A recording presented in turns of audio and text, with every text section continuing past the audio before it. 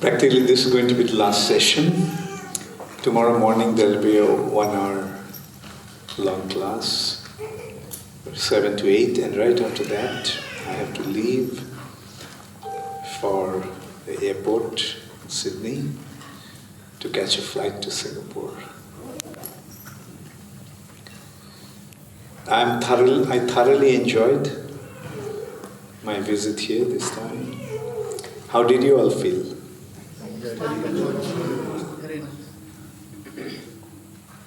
Thank you. So, association of devotees is always wonderful.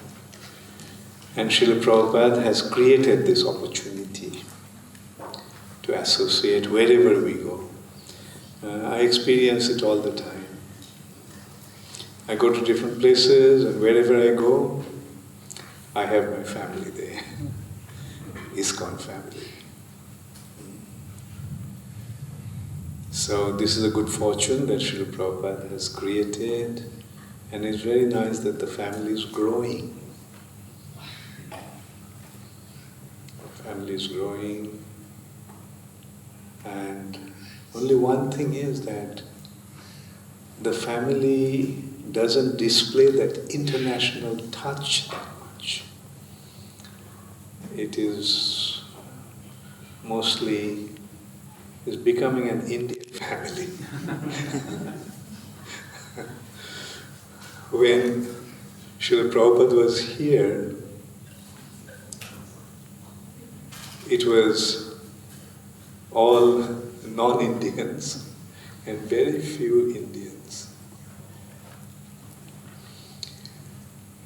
All chiefs and no Indians.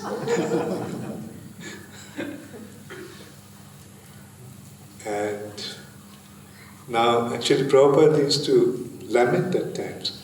Not lament, expresses concern at times or dissatisfaction. That everyone is coming, but the Indians are not coming. So those days, Indians were a rare commodity. And now, ISKCON is practically wherever we go, except in few countries like Russia and some parts of South America, it's all Indians. And Indians actually played a very important role in ISKCON at that time, because soon after Srila Prabhupada's disappearance, many devotees left the movement.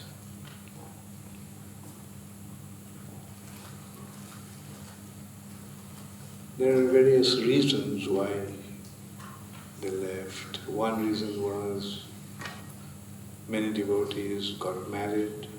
Those days, mostly the devotees were brahmacharis. And when devotees got married, they kind of had to gradually drift away because they had to maintain themselves, their families. Anyway, for various reasons, I don't want to get into the history, which was not very pleasant soon after Srila Prabhupada's disappearance. And there has been a loss, massive loss. Fortunately, the Indians came forward, and ISKCON had been saved by them. And today, mostly Indians, and now we are seriously considering how to bring the local people in, meaning how to get those who are people of the children of the land, children of the soil, to be involved in Krishna consciousness. Because it's an international society. It's meant for everyone, every living entity. And let us see what Chaitanya Mahaprabhu wants. Like as I said, there was a time when there was no Indians. Not no Indians, very few Indians. Now it's many Indians and very few non-Indians. So maybe there'll be a time when there'll be many Indians as well as many non-Indians. And then it will take the perfect shape of the international society for Krishna consciousness. And I'm confident that will happen because Mahaprabhu's plan is to spread this movement all over the world. What Sri Chaitanya Mahaprabhu gave is inconceivable.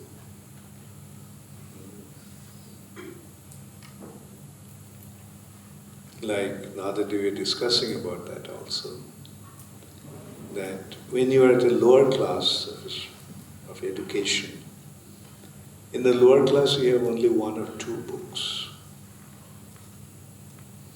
Then you grow and you go to higher you go, the number of books increase.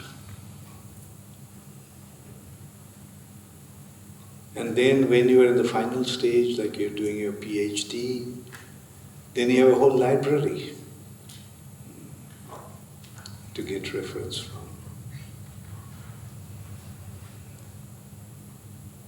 Now, when you look at the different religions in this world, we can say that most of the religions have only 1 or 2 books.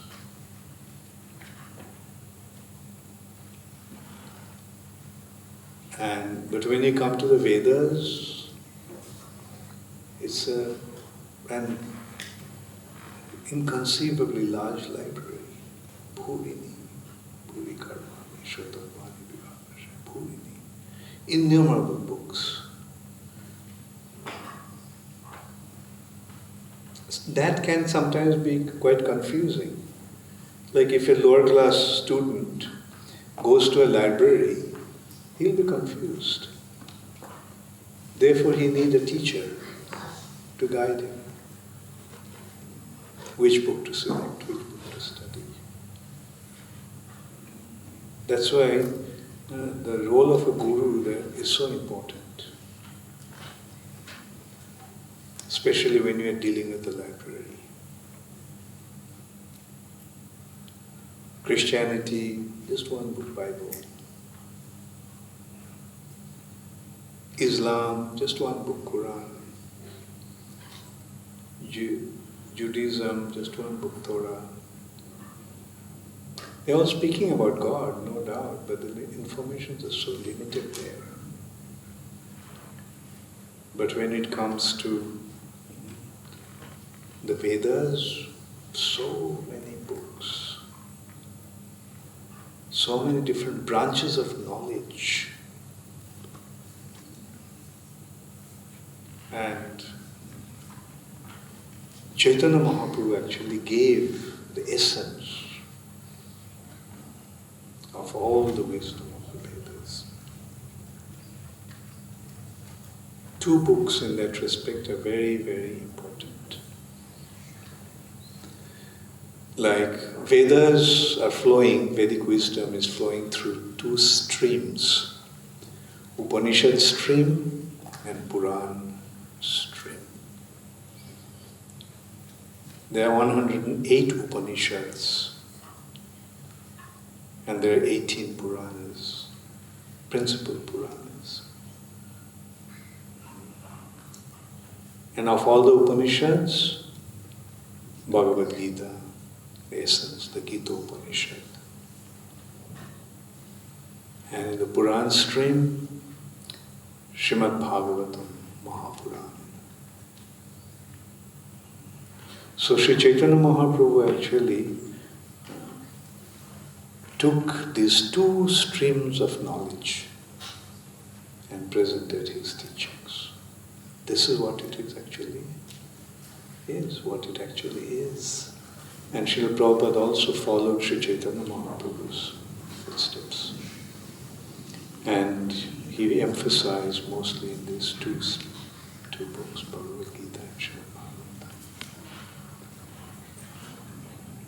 And then, of course, Sri Chaitanya Charitamrita, the ultimate culmination of the knowledge. Mahaprabhu himself presented it, and Sri Chaitanya Mahaprabhu demonstrated that wisdom by practically practicing it. Bhagavat, person Bhagavat. Book Bhagavat, person Bhagavat. And there's a line of person Bhagavats in that sampradaya. How the Bhagavatam should be, wisdom of the Bhagavatam should be practically demonstrated is presented by all these acharyas are in our line. Person Bhagavat. And in our line, the one brilliant luminary is Srila Prabhupada. What he had done is inconceivable. How could he do that? How could anyone ever do that? We can, when you look at Srila Prabhupada's life, you can see that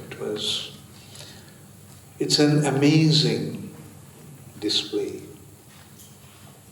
of one's inconceivable ability. At the age of 70, when one practically retires from everything, Prabhupada actually started his mission. And what he did in 10 years' time, 70 books. And not only just sitting down at one place and writing the books, traveling all over the world, establishing Krishna consciousness movement, opening so many centers, guiding so many devotees, dealing with them, replying their letters. Those days, the letters had to be hard copy, hard presentation.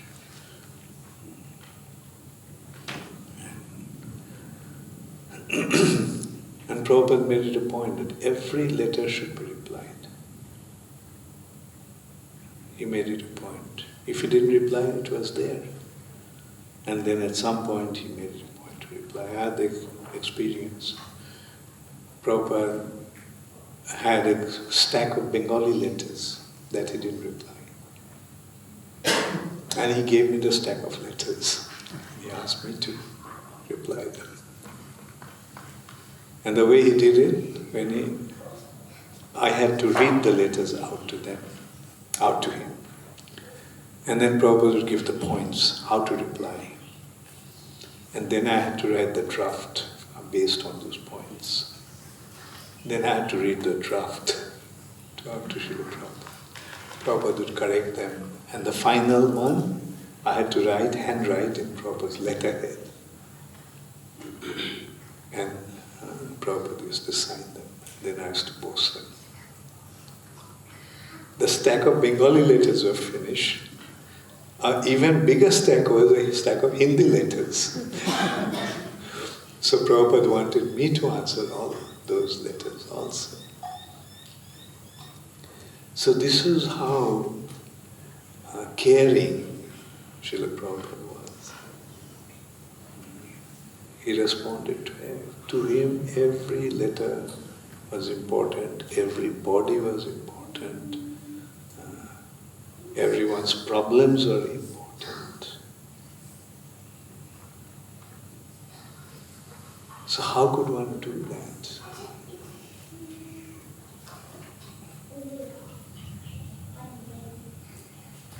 So that is Srila Prabhupada.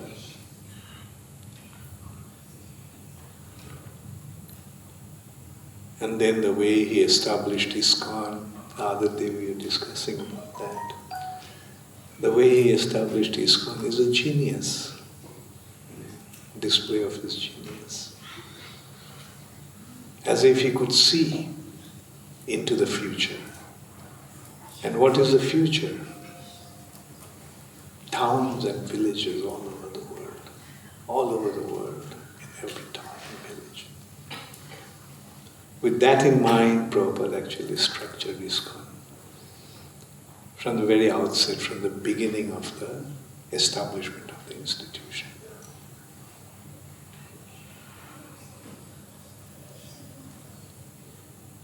So,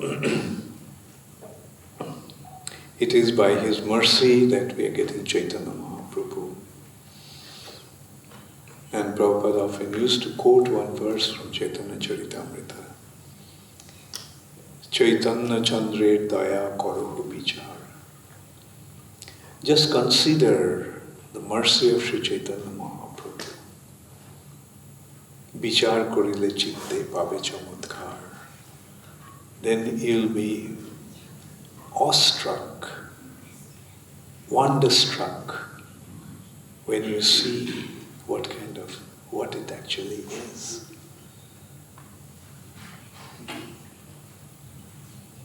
Inconceivable. And the way Sri Chaitanya Mahaprabhu gave it, like we saw, like Chaitanya Mahaprabhu, last couple of days we've been discussing about that.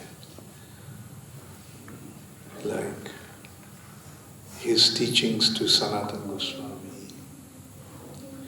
This morning we did through his teachings to Rupa Goswami. What's the depth of understanding? Starting from Sanatana Goswami's thing, starting from the very basic consideration. Who am I? Why am I suffering in this material nature? Who am I? That's the preliminary question that anybody will have in his mind. Why am I suffering? An intelligent person will consider why am I suffering. Less intelligent people are concerned about enjoying. Let me enjoy. They suffer, but still they don't consider, why am I suffering?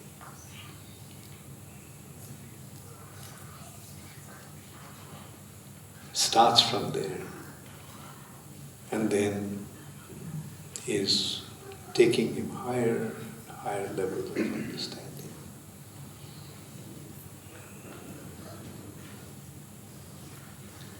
And ultimately, like how gradually he is taking. Sanatana Goswami actually had very wonderfully done it through this book, Brihad Bhagavatamrita. It's taking also, there also he's taking us from one level to another. Like Narad Muni is trying to find out the greatest devotee, the most exalted devotee. And the search is beginning from Prayag.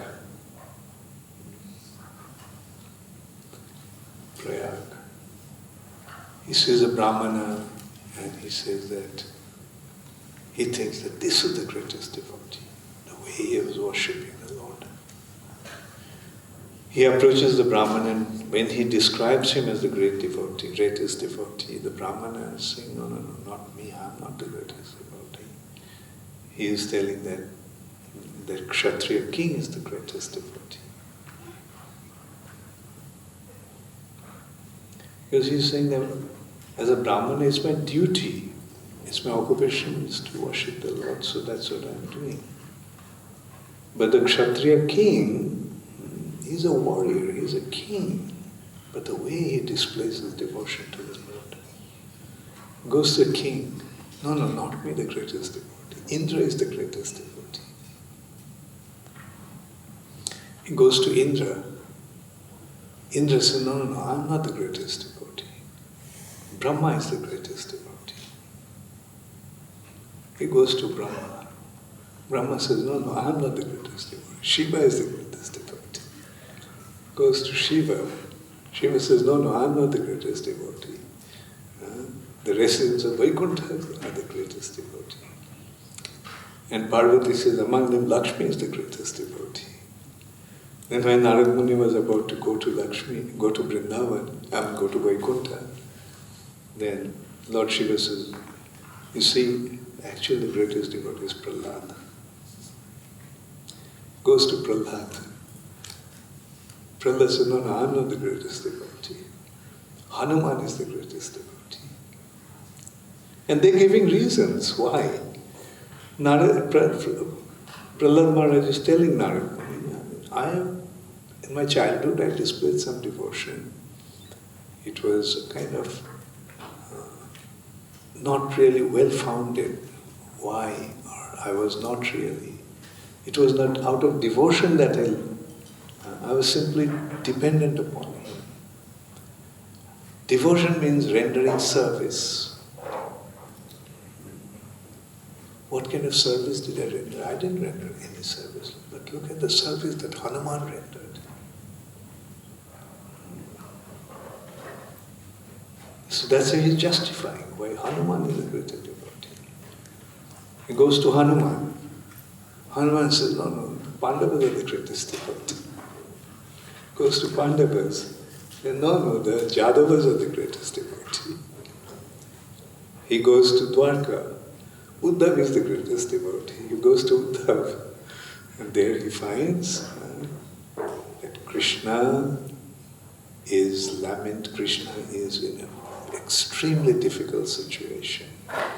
He's crying. It's separation from the residence of Vrindavan. And in this way, Narad Muni gets to know the glory of the residence of Vrindavan. And among all the devotees of Vrindavan, Srimati Radharani.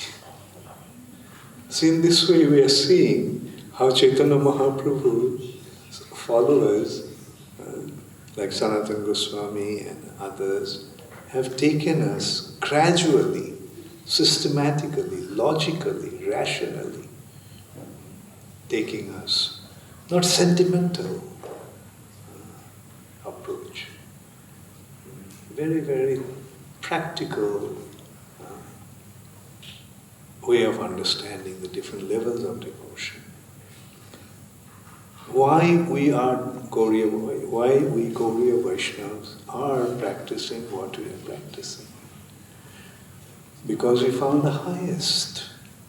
That's one thing we can claim. Sometimes we even very openly tell people, this is what I have found as the supreme, as the highest. If you have anything higher than this, then please give it to me.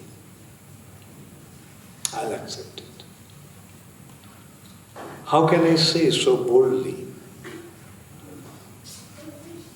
Because I know there is nothing higher than this. There's nothing higher than this. There cannot be anything higher than this.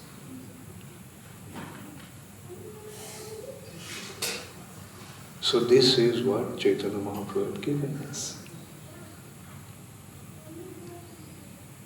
That brings us to Chaitanya Mahaprabhu's discussion with Ramananda Roy. Another wonderful demonstration. When Chaitanya Mahaprabhu was in Jagannath Puri and he decided to go to South India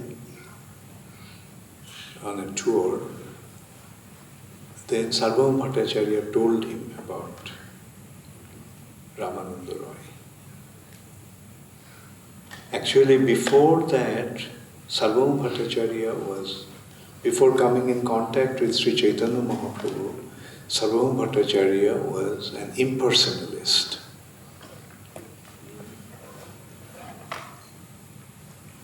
But coming in contact with Sri Chaitanya Mahaprabhu, he became a devotee. Sarvabhauma Bhattacharya is an extremely exalted personality. In previous pastimes, actually Sarvabhauma Bhattacharya's identity has been revealed as Brihaspati. He is an incarnation of Brihaspati. Who is Brihaspati? The guru of the demigods.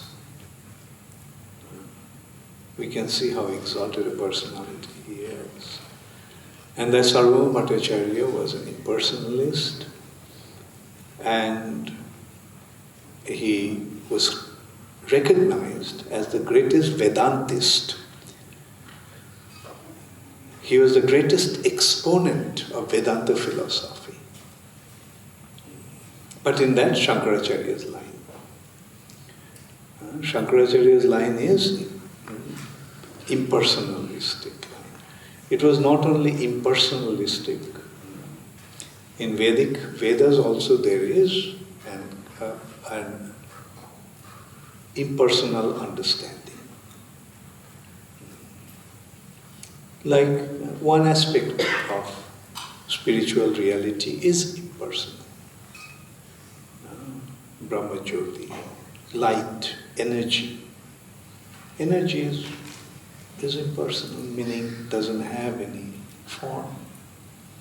Energy doesn't have any form. It has potency, it has quality, but it doesn't have form. So that is called Brahma Parinambad. The relationship between that energy with the material creation is a transformation of Brahman, is Jagat. This material nature is a transformation of the spiritual energy. Brahma Parinambad. But Shankaracharya established a new theory called Vivartavad, the theory of illusion. Theory of illusion.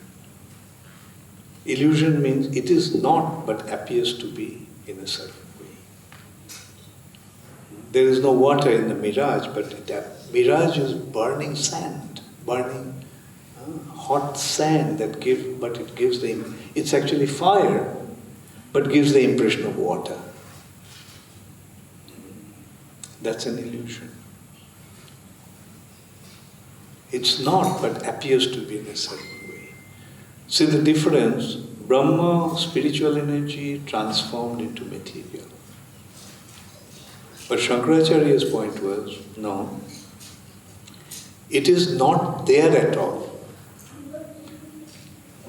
Transformation is, that is there, this is there. That is real, this is real. That is real as a substance, this is real as a reflection. You can't say that reflection is non-existent. As a reflection, it is existing. As reflection, it's existing. It is not the real substance, but as reflection, it is there. But Shankaracharya established a theory of illusion. Illusion meaning it is not at all. Mittha, it's false. It's illusion. Appears to be like this, but it is not there.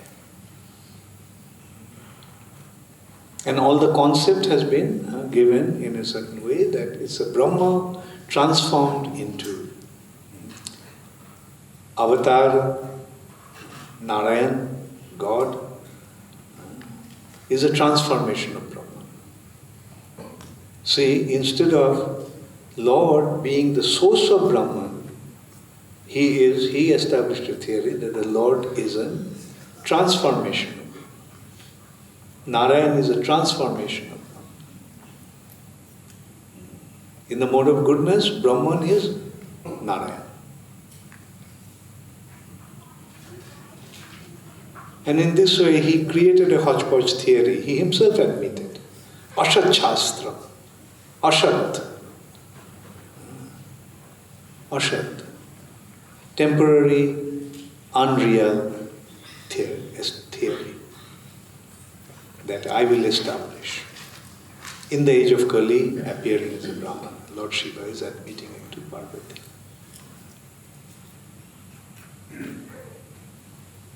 So, but Shankaracharya's influence was so great that whole of India was actually under that influence. Great scholars like Sarvam Bhattacharya was. You are saying that you understand the sutra, but you don't understand my bhashya. So Chaitanya Mahaprabhu said, yes, the sutras are clear with their meaning as brilliant as the sun. And your commentary and your explanations are like a cloud covering that sun.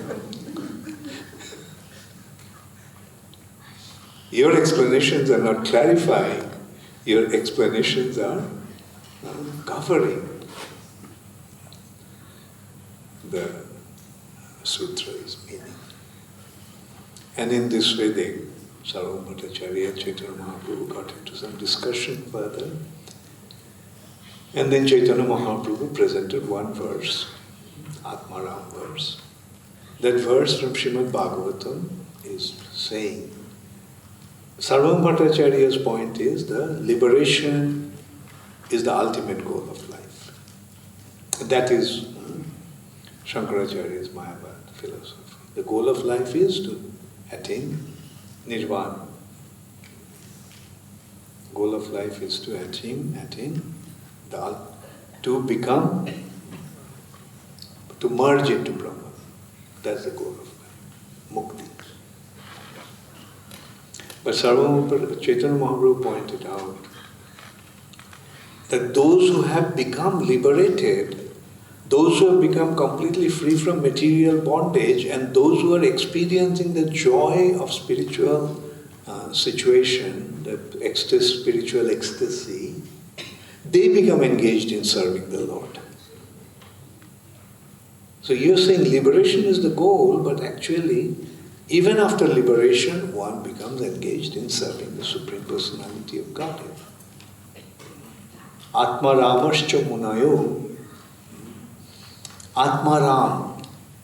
Atma means spirit, soul, and Rama means to enjoy. Those who are experiencing the joy in the pure spiritual situation, being perfectly situated spiritually, Nirgrantha, becoming free from all material bondage. Nirgrantha urukrame kurbanti ahantuki bhakti. They become engaged, even after achieving liberation, they become engaged in rendering unconditional devotional service to the Lord. Isn't it just one verse smashed his whole theory? You're saying liberation is the goal, but beyond liberation, one becomes engaged in devotional service. Therefore, devotion to Krishna is the ultimate goal. Not just liberation. Beyond liberation is devotion. So this is how Sarvabhauma Bhattacharya became a devotee. And when he became a devotee, he actually began to realize the exalted position of Ramananda Roy. When he was a Mayavadi, he saw Ramananda Roy's. Sarvabhauma Bhattacharya saw Ramananda Roy as a devotee, but he couldn't take it seriously. He used to think, generally these people think that those who are not smart enough, intelligent enough, exalted enough, serious enough, they become devotees. The real thing is to become a Mayavadi. So they laugh at devotees. Oh, they're sentimentalists. They're good for nothing, therefore they're devotees. We, especially in India, we encounter people like that. They think that those who are good for nothing, they become devotees. Those who could not do anything better, they become devotees. Those who are unsuccessful in their life, they become devotees. They fail to recognize that the devotion is the ultimate goal of life, and devotees are the most exalted personalities. And therefore Chaitanya Mahaprabhu's followers, especially the Goswamis, have pointed out time and time again how systematically, just as Sanatana Goswami did in Brihad Bhagavatamrita, So now we are coming to Ramananda Roy. He recognized Ramananda Roy's exalted position, finally, Sarvabhauma Bhattacharya, and he told Chaitanya Mahaprabhu, when you go to South India, please meet Ramananda Roy, he is a great devotee. I couldn't recognize him because I didn't understand the value of devotion, the exalted position of a devotee. I couldn't recognize. That's why. But now that I recognize, now I am recognizing what an exalted spiritual personality Ramananda Roy is. So please meet him. And so Chaitanya Mahaprabhu, in his travel, he came to Kopur on the bank of Godavari river. He was sitting. And at that time, one person comes there, like surrounded by many people. The Brahmanas in the front, chanting mantras, loudly chanting the auspicious mantras. And he is seated in a palanquin, carried in a palanquin. There are other people, bodyguards and other people. And he comes and takes his bath in the river, Godavari. Chaitanya Mahaprabhu is sitting under a tree, the bank. Ramananda, when he came out of the water, he became attracted to the personality. This brilliant sannyasi. And so he approaches him. He already heard about Sri Chaitanya Mahaprabhu and he suspected that this must be Chaitanya Mahaprabhu. Because Chaitanya Mahaprabhu is in Orissa and his glory already spread. And so Ramananda Roy is a governor of that place, Andhra Pradesh of today, which was a part of Orissa government. And so he got to know about Chaitanya Mahaprabhu. Chaitanya Mahaprabhu also heard about Ramananda Roy. Sir, who are you? My name is Krishna Chaitanya. Who are you? Oh, this is a humble servant of yours, Ramananda Roy. So they embrace each other. Everyone is awestruck. It's an unusual scene actually. A sannyasi is embracing a householder. That also is a governor. And the governor is embracing this sannyasi. And they realize that this is not the place to have a meeting. So they decided, Ramananda said that I'll come some other time. So next day Ramananda Roy came. And he came with just one Brahmana with him. And after some initial discussions, initial exchanges, Sri Chaitanya Mahaprabhu asked him, so please tell me, what is the ultimate goal of life? Sadhya, sadhana. What has to be achieved and how that can be achieved? What is the goal of life and how that goal can be achieved? So Ramananda Roy pointed out that to practice varnashram dharma is the ultimate goal. To achieve the means to achieve the ultimate goal. So here also Ramananda Roy can see, taking it from step by step, beginning stage varnashram. The human civilization or civilized human culture is varnashram, Prabhupada pointed out. Varnashram is the very basis of civilized human society. Those who are beyond varnashram, they are uncivilized. That is the Vedic understanding. They are antajas, those who don't fall in the category of this varnashram system. Brahman, Kshatriya, Vaishya and Sudra. Those who are below Sudras, they are uncivilized. antajas, outcast. They are not to be considered in the civilized human society. So, and he substantiated his statement with the scriptural evidence. He had presented Varnashrama Charobhata Purushena Parampuma Vishnur Aradhate Pantha Nainam Tatto Shukharana.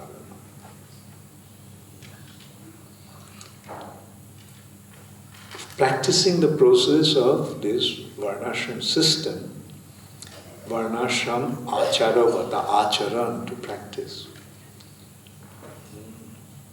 is the way, is the means to please Vishnu.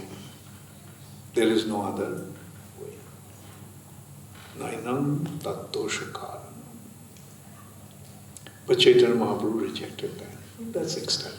It's mundane consideration. Varnashram is a guna and karma consideration. That's not the ultimate. Then he pointed out that karma yoga is the ultimate consideration. And he substantiated his statement by saying, Jat karosi jadasnasi, jat juhosi dadasi jat, jat tapushoshi konteya tat kurusha madarpana. Krishna is telling that in Bhagavad Gita. Arjun, whatever you do, whatever you eat, whatever you give in charity, whatever spiritual activities or whatever sacrifice you perform, just offer the results of all those activities unto me. Tat kurusha madharpana. Do it for my sake. Chaitanya Mahaprabhu rejected that. This is also external. Then Ramananda Raya said, okay, karma tag, rejection of karma, is the goal of life. Sarva dharman parityajya mamekam sharanam vraja. Aham tvam sarva papebhyo mokshayishyami ma sucha. Chaitanya Mahaprabhu rejected that. That's also external. There's an elaborate explanation why Chaitanya Mahaprabhu is saying that they're external. I'm not getting into that. Because they are still on the material platform.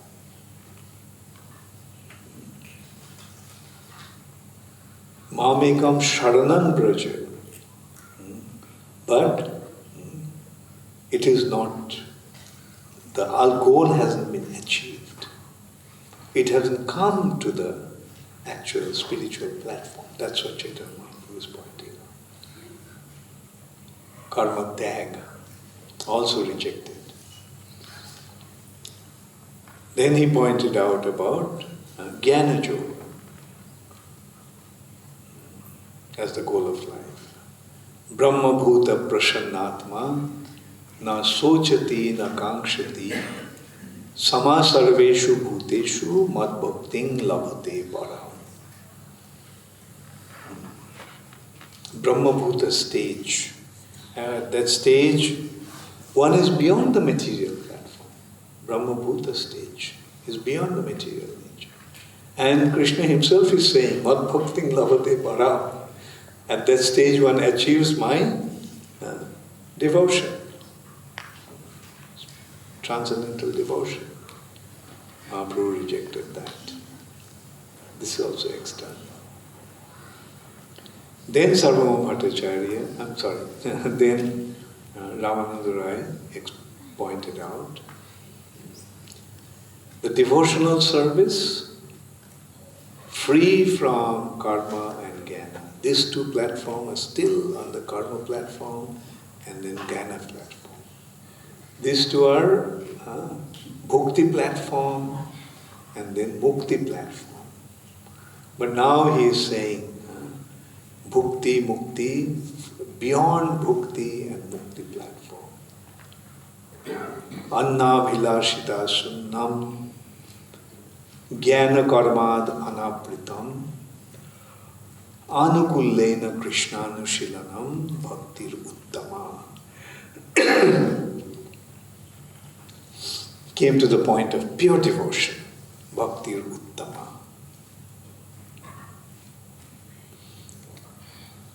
Mahaprabhu accepted that. Yes, that's right. Tell me beyond that. Then he spoke about different levels of devotion. Different levels of devotion. Devotional service in the middle of neutrality, Shanta Bhakti. Mahaprabhu said, yes, that's right. Tell me what's beyond that. Dasya Bhakti. Yes, that's right. Tell me what's beyond that. Sakya Bhakti in friendship. Yes, that's right. Tell me beyond that. Devotional service in parental love. Yes, that's right. Tell me beyond that. Devotional service in conjugal love. Yes, that's right. Beyond that. Tell me what beyond that. I never knew anybody could ask the question, what is beyond that? But you had been asking the questions, and at the same time you are also empowering me to answer the questions. So if you empower me, then probably I'll be able to explain. I'll be able to go further. And then Ramananda Roy is saying that in conjugal relationship, the relationship that Krishna has with the gopis in Vrindavan is the highest. Yes, that's right.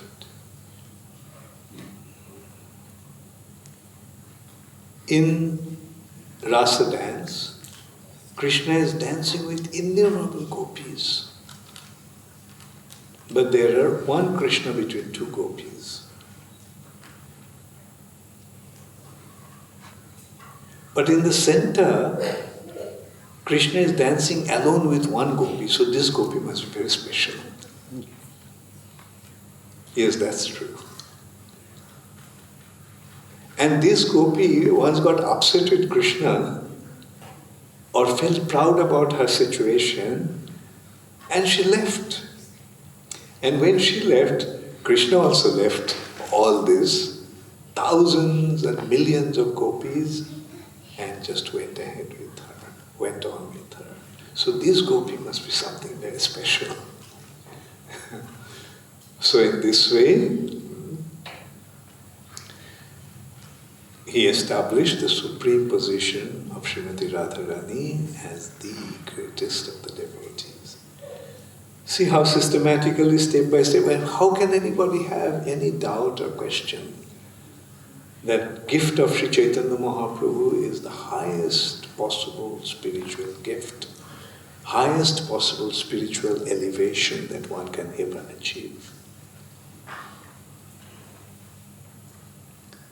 So this is how Sri Chaitanya Mahaprabhu, through this question and answer with Ramananda Roy, established the highest position.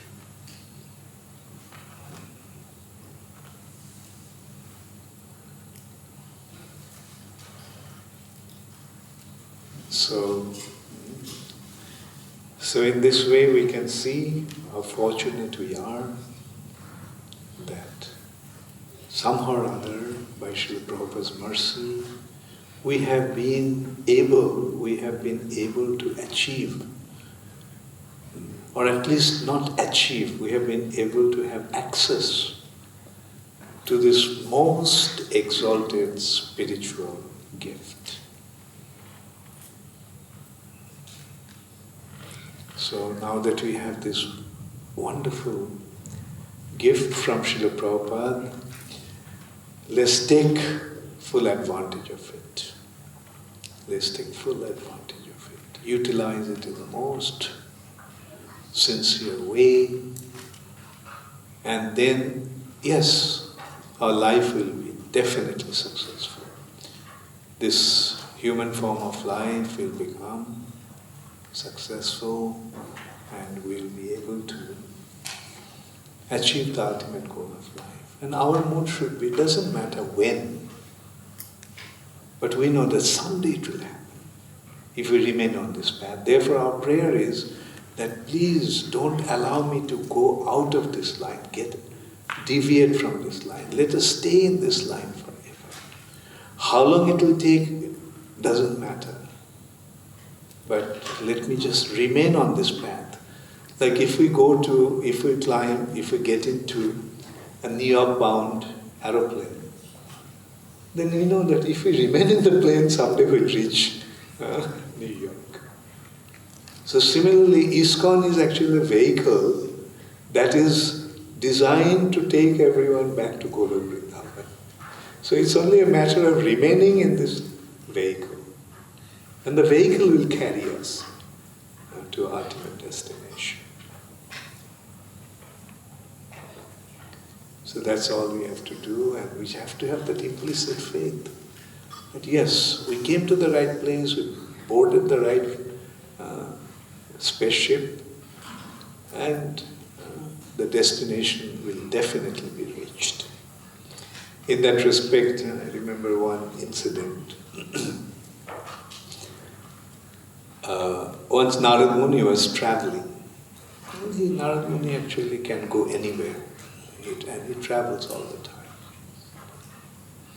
So Narad Muni came to the Earth planet, and there was a yogi who was meditating for so long that there was a molehill, anthill around his body. An anthill developed around his body. For so many years he has been meditating like that. So the yogi asked Narad Muni, Narad Muni, you go to Vaikuntha, so will you ever ask Narayan when he'll remember me? So Narad Muni said, yes, I will. Positively ask him. He asked, when will he take me back to the spiritual world? Then Narad Muni came across one cobbler. Cobbler is stitching the shoes, mending the shoes, sitting under a tamarind tree. And the cobbler also asked Narad Muni, you go to Vaikuntha, will you please ever ask the Lord when he'll remember me? So he said, sure, I'll do that. So again Narad Muni came back after some time. So this yogi asked Narad Muni, so Narad Muni, did you ask Narayan about me? Narad Muni said, yes, I did that. So what did the Lord say? The Lord said that you have to come back again for another lifetime. He became upset. Another lifetime? Do you see how I'm meditating? An anthill has grown over my body, and you are saying, this is not enough, another lifetime. I don't believe you, that you went to Vaikuntha and met Narayan. If you really went there, tell me what he was doing. Oh, at the time, Lord was passing elephants through the eye of a needle. Yeah, I thought you were bluffing. How can anyone ever pass an elephant through the eye of a needle? Anyway, thank you very much. So Narad Muni left. He came to the cobbler. Oh, Narad Muni, how are you? You went to Vaikuntha, met Narayan? Yes, I did. So did you ask him whether he'll ever remember me? Yes, he said that he'll remember you. When? You have to take as many births, that as many leaves are there in this tree, that many births you have to take. And so he started to dance in ecstasy. Oh, the Lord will someday remember me. Now tamarind, did you all see tamarind tree? A tamarind, one leaf has hundreds of leaves in it. So small leaves. And so, so the cobbler was ecstatic. And so Narmada said, do you want to know what the Lord was doing there at that time? Yes, please. An elephant can be passed through the eye of a needle. Why not? What's so impossible for the Lord? He picked up a tamarind seed. If he can put this huge tree in this small little seed, then what's the big deal for him to pass an elephant through the eye of a needle? And at that time, all the leaves of the tamarind tree fell off. A chariot came from the Vaikuntha to take the cobbler back there. So that is that is how a devotee feels. That's the mood, that's the faith of a devotee. He is not concerned how many lifetimes it will take. He leaves it entirely up to the Lord to decide. And he's happy just being in this devotional service, being able to render service unto the Supreme Lord. So that is the mood of a devotee. When, how, doesn't matter. The situation I am in now, isn't it so wonderful? Isn't it wonderful that we found this process, we got this process, we are practicing the process. And this process is following this process, the joy that we are experiencing every day. That's enough. So we are ready to stay in this platform, in this mood, in this situation, life after life. Doesn't matter how many lives it will take. Mama janmani janmanishwari bhavatad bhakti raham. That's the prayer of a devotee, that life after life I can be engaged in your devotional service. So that is the gift of Srila Prabhupada, that's the gift that Srila Prabhupada is transmitting or offering, handing over to us, that is coming actually from Sri Chaitanya Mahaprabhu. Hare Krishna, all glories to Srila Prabhupada. Gaur Premanande. So does anybody have any comment? Bhagavatasya Prabhu. I think I'd like to join this movement. Where do I sign up? And please keep me also in there. Well, thank you, Maharaj. This is wonderful.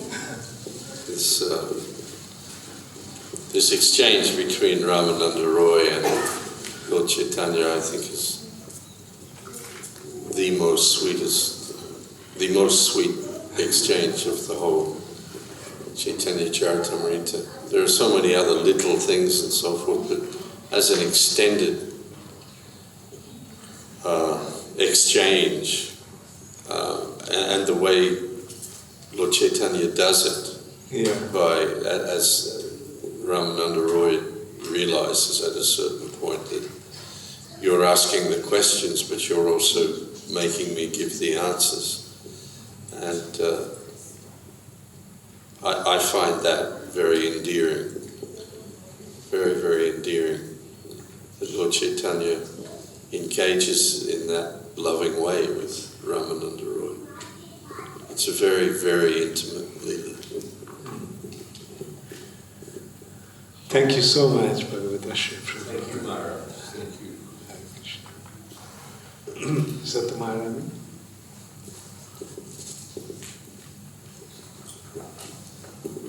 Thank you, Guru Maharaj, that was wonderful. I've got two questions. Is that the Ramananda Roy conversation is truly sublime? Is there anywhere where Mahaprabhu has a conversation about the mood of Radharani in separation being the highest mood of love. Or how does that come out, and why is he in the mood of separation?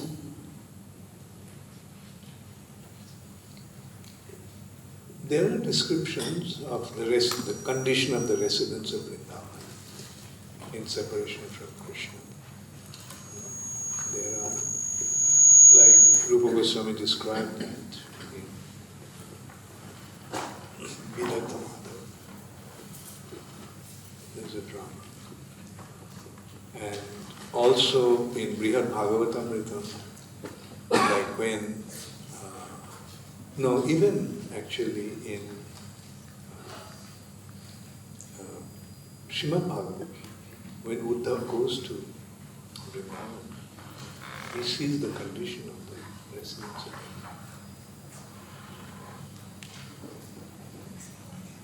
And then the whole Lord Jagannath and the gopis going to Kurukshetra, that also is an echo of that separation. Yes, but that is not the separation, but again, that's true.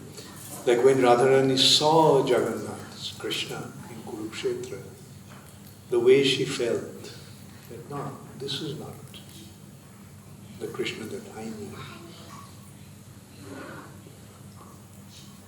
And that's why she wanted to see Krishna in Vrindavan. So they are pulling the cat chariot towards Vrindavan. That's the Rath Yatra festival.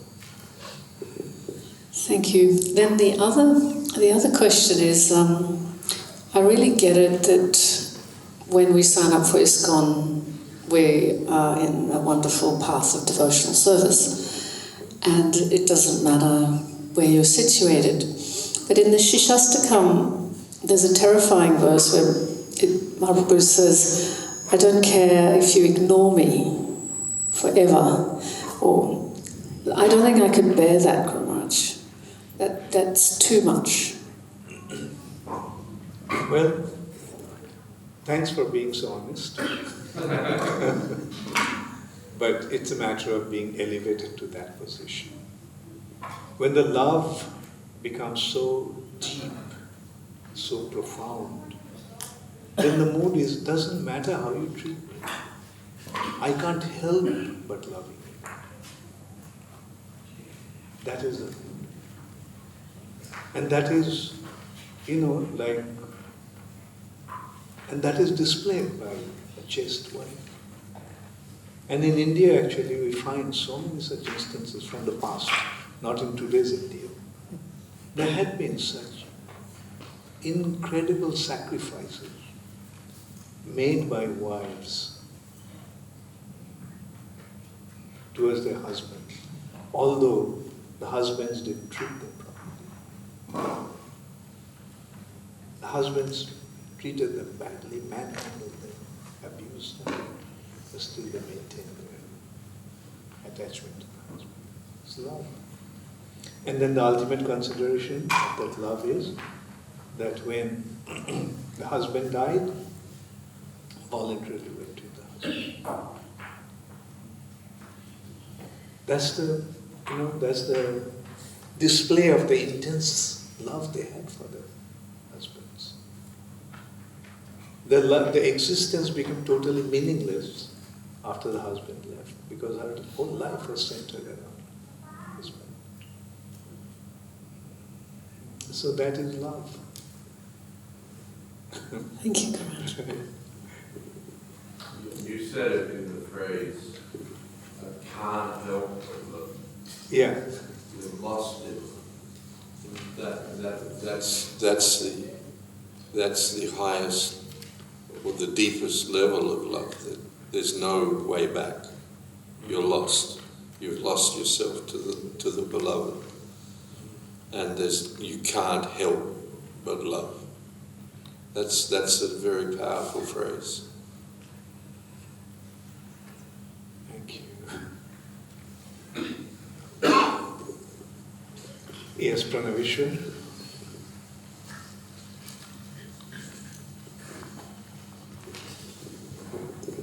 Thank you for the wonderful class, Guru Maharaj. Guru Maharaj, you quoted one verse from Chaitanya Charitamrita. Chaitanya Chandre Taya Karo Vichar, Vichar Karile Chitte Pave Chamatkar. Guru Maharaj, can you please elaborate on this, especially the word vichar? What does it actually Vichar means assess, consider, judge. If you just consider the gift or merciful gift of Sri Chaitanya, or display of his mercy, then you will see that your heart will be totally enchanted.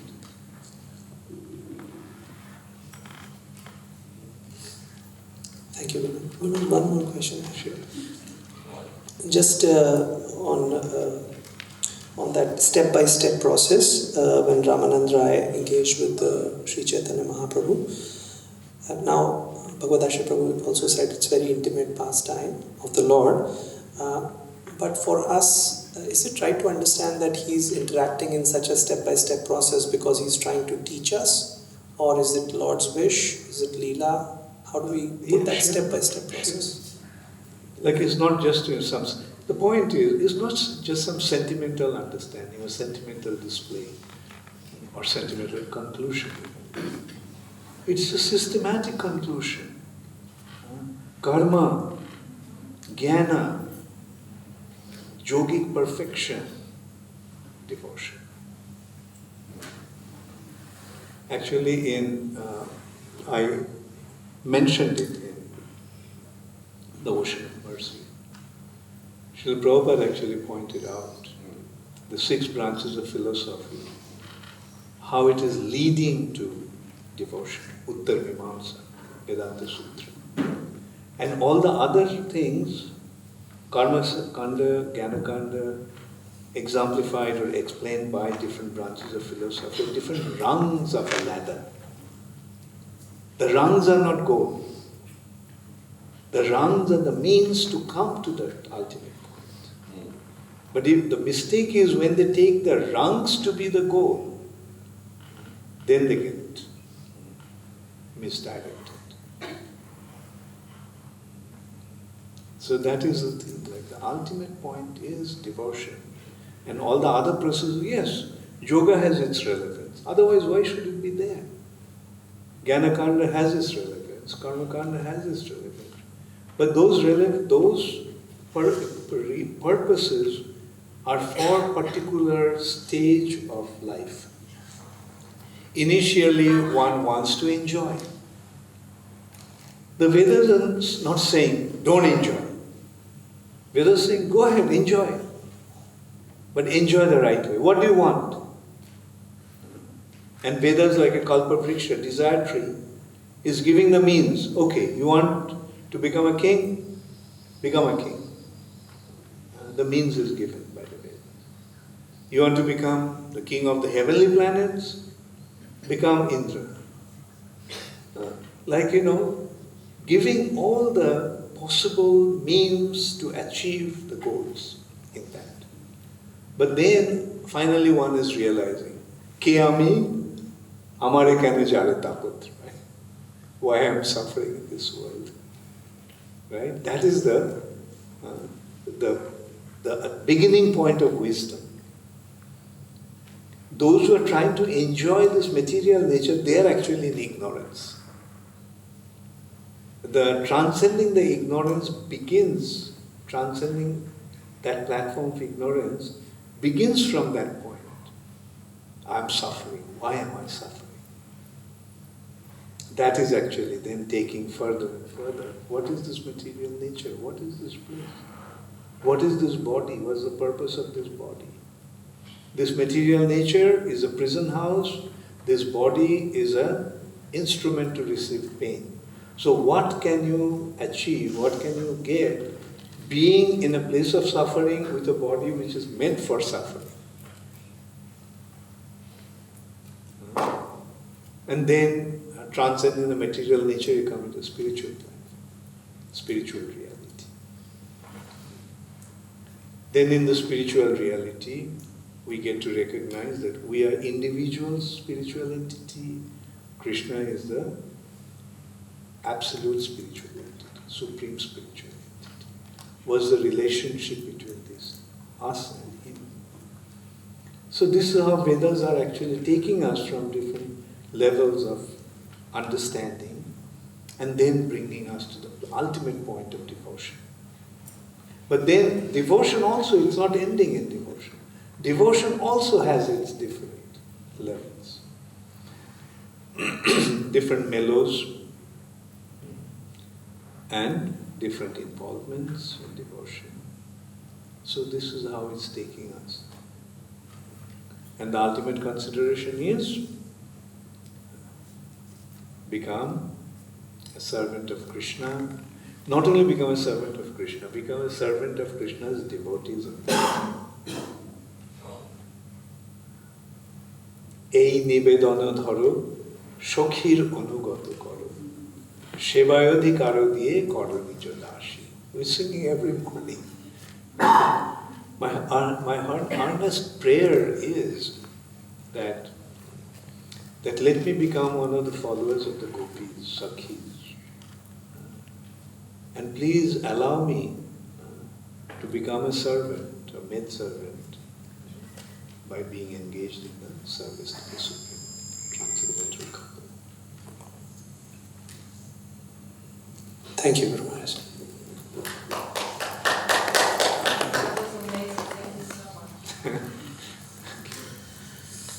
Yes, Bhagavata Shri Prabhu. Thank you for that, Maharaj. That was very deep and profound. I'd just like to give a little personal reflection on what you're saying. Yeah, please do that. In that,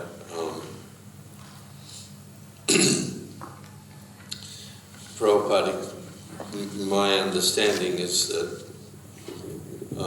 it has to be a gradual process because we don't realize how deeply contaminated our consciousness has become due to what Prabhupada calls the long-cherished desire to dominate the material energy. And just with that example you gave at the end of the prayer one makes, that, well, I don't want this anymore. I do want to become a servant of the Lord, of the servant of the Lord. And that is like a pivotal point where one realizes, oh, my consciousness is very contaminated. And I am deeply attached to material life, even though I am at the point where I don't want it anymore. I've known nothing else for so long. So that principle of the Vedic principle of tamasi majo dirkama, it has to be a gradual thing because the brilliance and the wonder and the awesomeness of where we're going, if presented to us too quickly, is overwhelming. The mind snaps. One has to do this gradually, and that is, as you described, with all nigama kalpataro galitam phalam, the mature fruit of the Vedic literature may come to us after millions of creations, but during that creation, the tight clutch of Maya is gradually weakening.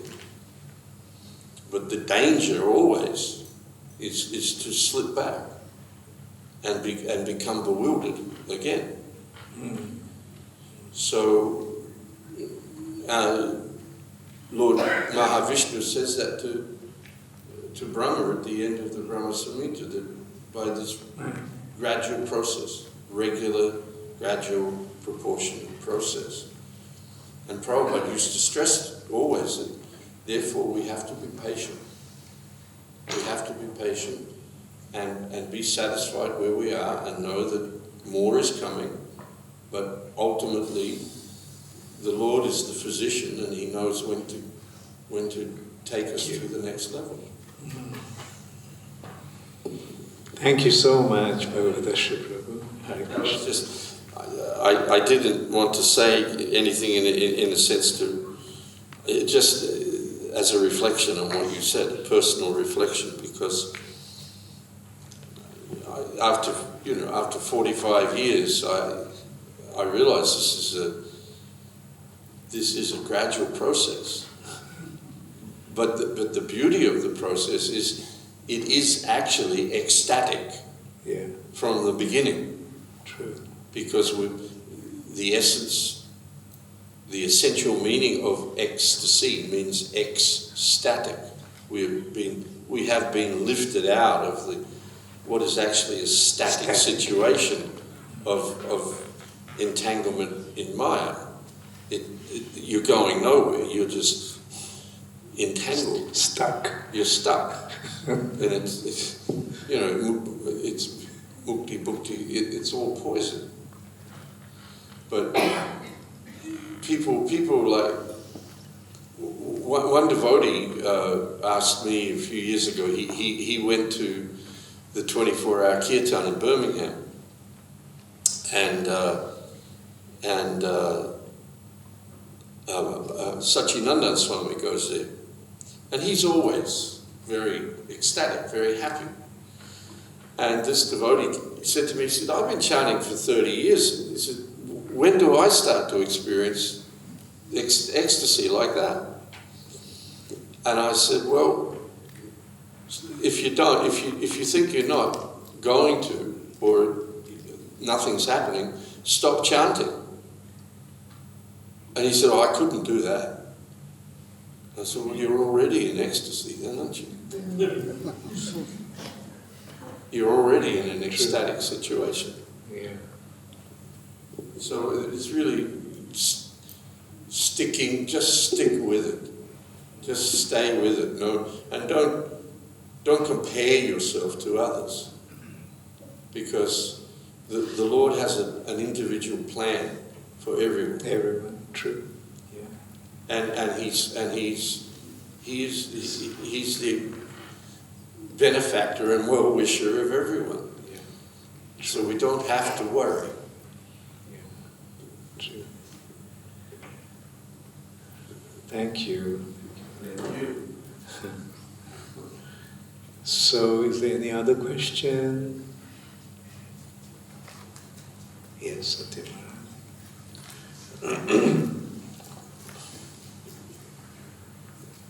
It's not so much a question, Guruji. If it's towards the end of the questions, we've got some wonderful announcements about Guruji's plans this year. Guruji is coming back to Australia from the 23rd of December to 3rd of Jan.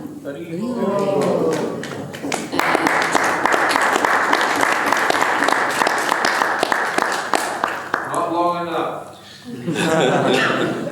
Hare Krishna. And then we've got the South Indian Yatra and pilgrimage from the 8th of December through 20th December. Thank you.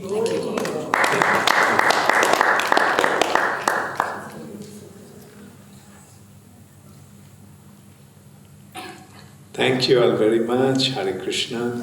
So Swamendra Krishna was suggesting that today from 8 o'clock or 8:30. From 8:30 we'll have a kirtan session. I mean, I would have wanted to have the kirtan every night, but since my physical condition was not really that good, so I couldn't really handle that. But tonight we'll have a kirtan. Hare Krishna, all glories to Srila Prabhupada, Gaur Premanande, Shri Krishna Chaitanya, Prabhu Nityananda, Shri Advaita Gadadhar, Shivashati Gaur Bhakta-vrinda.